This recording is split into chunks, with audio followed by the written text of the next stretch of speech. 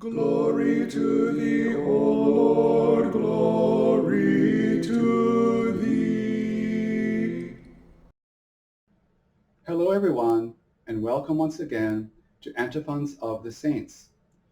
This is episode 14b, and it is a sequel to episode 14a, which was aired on the ecclesial date of the 8th of November, in which we remember the Holy Hierarch New Confessor Philaret of New York. So if you have not seen episode 14a, this one is a follow-up to it. And in this one, as promised, I will share with you a letter written by the Holy Hierarch himself, dated the 1st of September on the civil calendar in the year 1983. So this is the original letter here. Probably cannot see, it is a bit yellowed, but it is tattered. And it is, the letterhead is Archierejski Synod Ruskoj Pravoslavnoj Cerkvi Zagranice. So the Archiepiscopal Synod of the Russian Orthodox Church abroad. And the title is UKAZ po Synodalnemu Domu, which means a decree or an announcement and by the way of a command. So I will read, I have an English translation here, so I will read the first paragraph to you. It has become known to us that on the premises of the synodal building, people from the Soviet parish on 97th Street have started to appear. So by the Soviet parish on 97th Street, Metropolitan Philaret was referring to the large parish temple directly under the Moscow Patriarchate. The Rokor Cathedral, named in honor of the Holy Theotokos, or Our Lady of the Sign, is located on 93rd Street, also in Manhattan of New York City, and usually referred to as the Synod headquarters. That is the official residence of the Rokor Synod of Bishops. Here's the second paragraph. In accordance with this, please be aware that even the reposed Blessed Metropolitan Anastasi recognized that it is unacceptable for members of our church to have any common contact with people from the Moscow Patriarchate. Moreover, of course, it is related to those of them who by appointment come to the West from the USSR and accordingly stay in special, exclusive, or controlled positions. Even if some of them personally appear to be capable of deserving full trust, their very presence in our synodal building causes temptation and suspicion amongst our believers. Those of whom by appointment, this means those clergy who were sent by Moscow to act as spies and to especially learn or find out what they could about the conditions of the Russian Church outside of Russia. And what a better place to find out, conveniently located a few blocks across town at the synodal headquarters. Here is the third and final paragraph.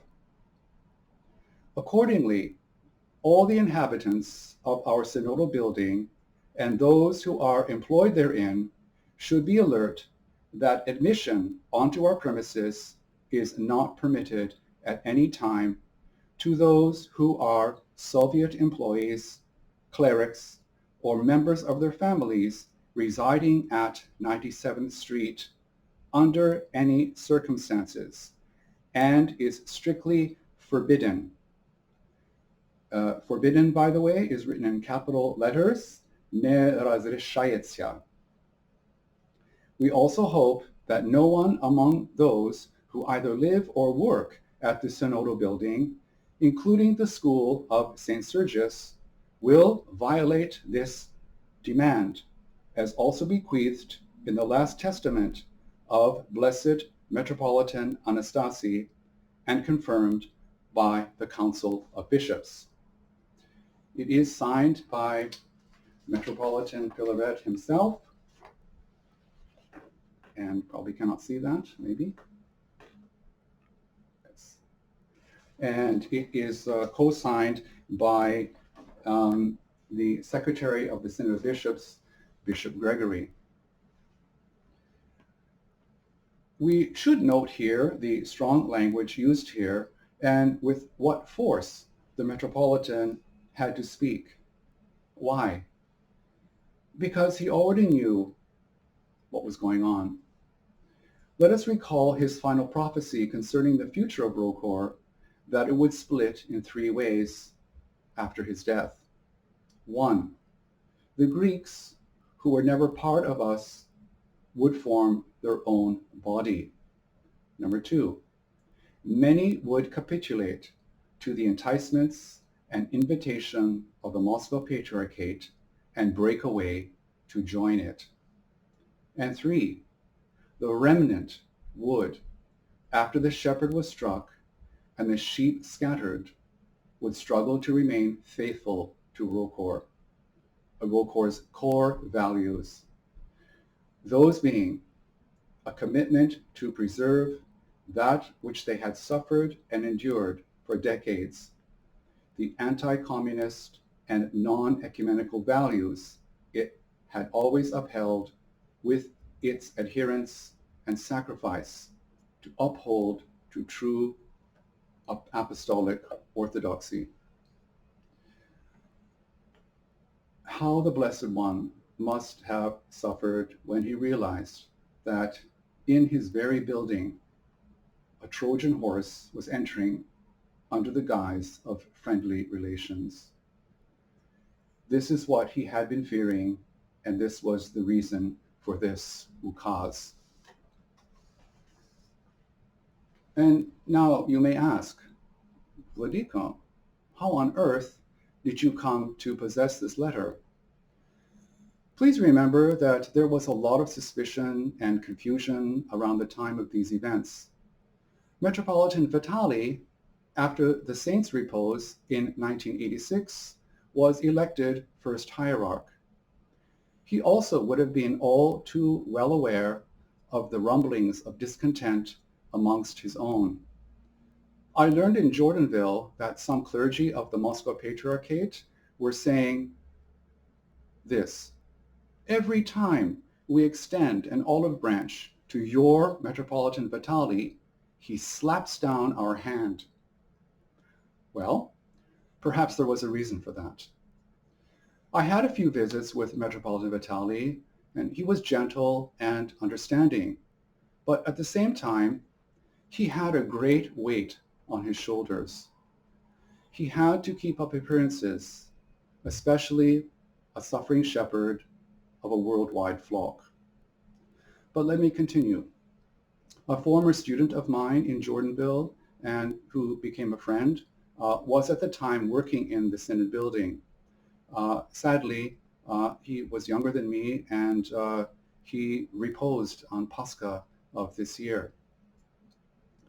In the chaos of those years, this letter ended up in his hands when they were clearing out some of the old belongings of Metropolitan Philaret and Metropolitan Vitali.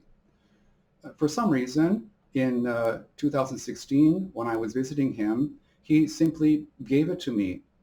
And once I realized what it was, I insisted that we sit down and so that he and I could get an absolutely accurate translation of it, which I just read to you.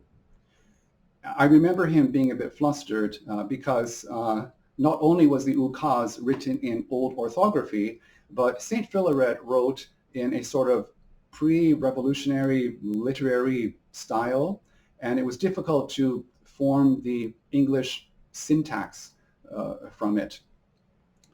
So this is simply how I came in possession of this document, produced from the same typewriter that the saint had used to type his famous last words, which were "Drži što imeješ," that is, hold fast, which was the title of a new document that he was composing.